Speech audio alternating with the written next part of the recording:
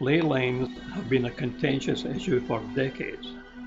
Archaeologists and scientists have long disbelieved that our ancestors placed sacred sites in straight lines, like these two standing stones at Dunruchen Moor near Comrie,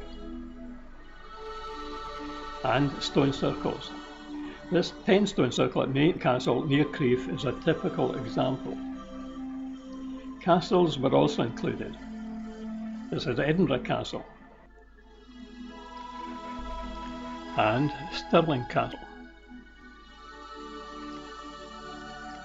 and Dumbarton Castle.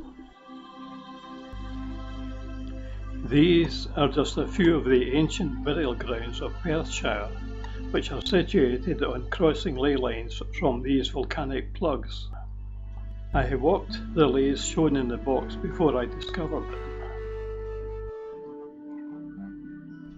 Sometimes sacred sites were placed in meteorite craters, like this Bandavra temple in Baran.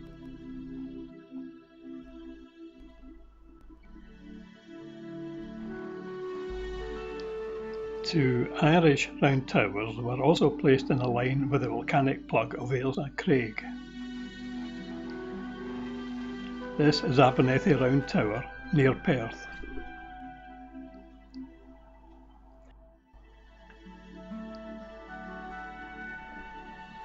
Burial grounds were one of the most important elements of the system, such as this mausoleum at Ochtertyre near Crieff. Churches, cathedrals and royal palaces were built in ley lines from volcanic plugs much later. It took me over 8 years of walking across the hills of Highland Perthshire, summer and winter, to rediscover the ancient technology our remote ancestors used to construct the ley line system across Scotland. This was a hard, difficult series of walks, well over 3,000 miles. As you can see in this picture of Glen Lednock, and looking north from Knock Crieff in Perthshire, it is a beautiful but very rough country with thick heather to impede my research.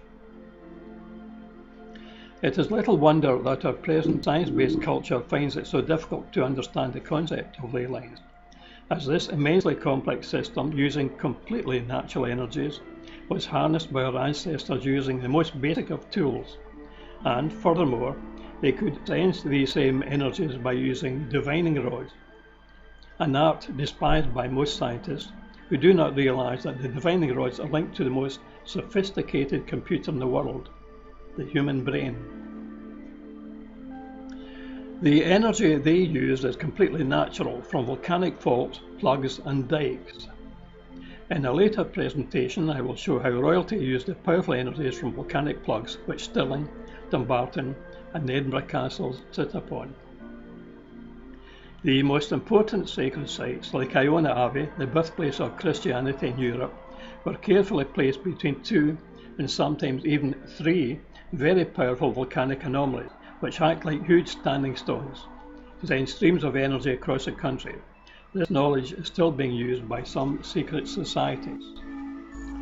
In the case of Iona Abbey, you can see it being placed on the island Iona between the energy coming from Fingal's Cave on the island of Staffa, right through to La Palma de Gran Canaria and the Canary Islands. If you have any doubts about the reality of ley lines, this illustration of the capital cities of the United Kingdom should change your mind. Here we have Edinburgh, the capital of Scotland, seen here with its parliament, Holyrood at the apex, built between the two volcanic plugs of Arthur's Seat and Calton Hill. The siting of this parliament at this position was extremely controversial, not to mention expensive, but some secret society insisted that it had to be placed on that point. Cardiff, capital of Wales, is exactly on the same longitude to the south, and London at the same latitude as Cardiff. This was discovered by Robin Heath and is in his book PowerPoints. He found that this triangle has sides of 5, 12 and 13. It is aligned to the cardinal points of the compass and is similar to the basic plan view of Stonehenge. Every standing stone has been carefully placed over a geological fault or underground stream. These transmit telluric energy to the surface, which a standing stone captures and, just like a prism, transmits a wide stream of energy from its flat face.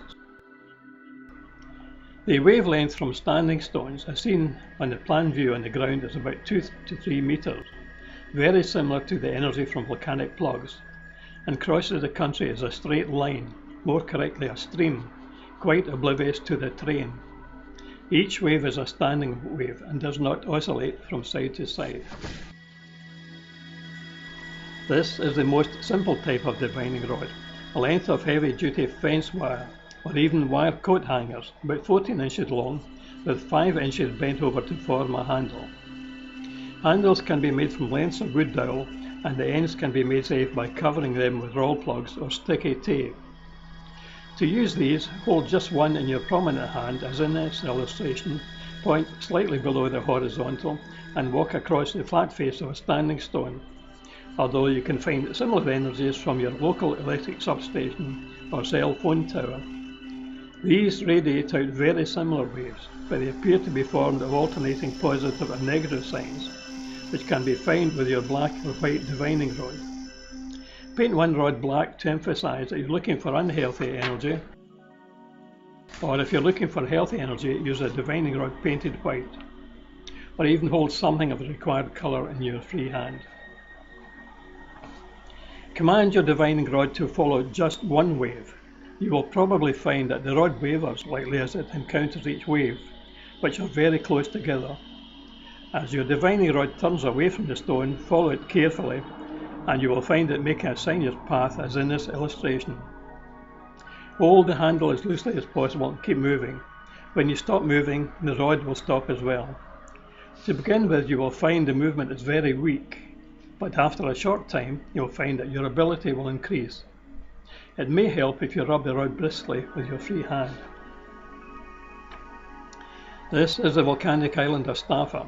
The Vikings named it Pillar Island, so called because of its vertical columns of basalt, and it emits a powerful wide lay across mainland Scotland, passing through many Campbell burial grounds and a few other castles to the curious fairy stone of the Cailleach. Cailleach is Gaelic for the old woman, and her husband, the Botach, is the old man. They are situated in secluded Glen Cailleach, Perthshire. You can just make out the eyes, nose and mouth in the Cailleach here. They are all water-worn boulders taken from the nearby tumultuous river and now have 5 children. The Ley passes on to a curious split rock, the praying hands of Mary, seen here looking east towards Staffa. And now to the west, onto Cairn na Marav, the cairn of the dead in Fortingal, where most of the population were hurriedly buried in this reused Bronze Age tumulus following the bubonic plague of the 14th century. Further on this Ley is the burial ground of Fortingal with its 2,000-year-old yew tree. Here you can see a cut-marked stone in the annex. These cut-marked stones or petroglyphs are very important and will be explained in a further presentation. The Ley stream travels on to a group of stone circles at Fortingal. One is an 8-stone circle with another nearby recumbent stone circle. The third circle is believed to be the ruined remains of yet another recumbent stone circle. To the east, this Ley terminates at Croftmorrig stone circle, its first construction being of timber at around 3000 BC. This book explains for the first time how these ley lines were constructed, and their purpose. It was to focus natural telluric energy through their dead in the pre-Reformation burial ground. For more information, see my books, Ley Lines and Earth Energies, and also Ley Lines of the United Kingdom and United States of America. My website is www.leyman.space. Leyman is spelled Ley-Man.